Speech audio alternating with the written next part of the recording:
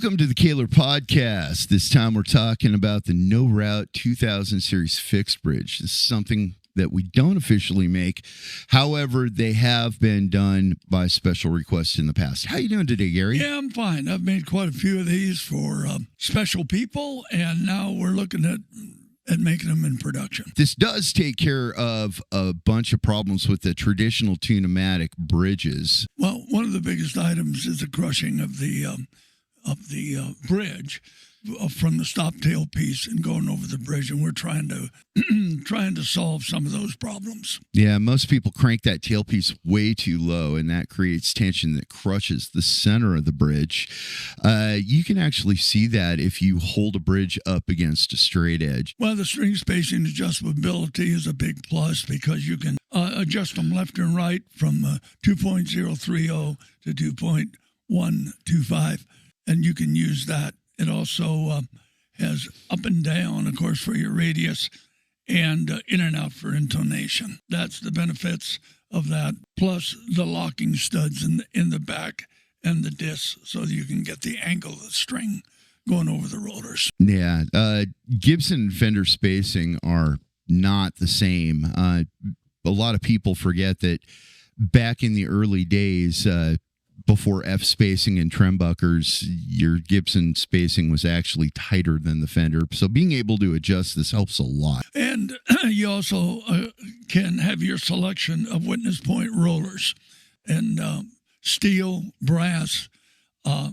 composite, whatever it is that you would like. Yeah, that's actually quite a bonus and why it's a 2000 series and not a 7000 series. I also really like that you can remove the fixed part from the plate and actually turn it into a whammy bar, put the cam of your choice in. Well, that would be down the road if you would like to have a whammy bar and you have just a regular Les Paul or Gibson bridge on that spacing.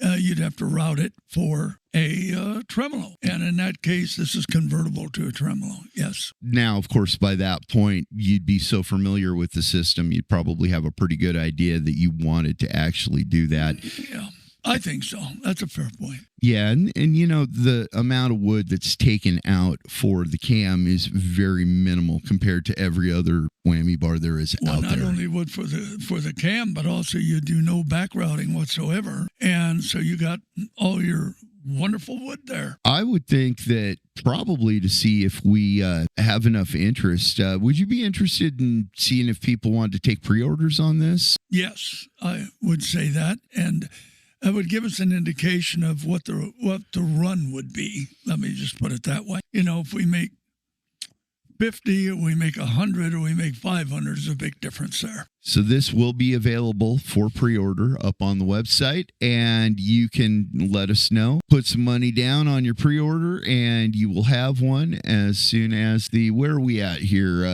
Are we still prototyping, or is this a pilot run? This will be a pilot run. We have we've got about a dozen in stock right now, but the fact is we need to do a run of 100 to 500 pieces. We're trying to determine exactly how many we're going to do. That sounds pretty good for now. So until next time, I've been Eddie Kernan.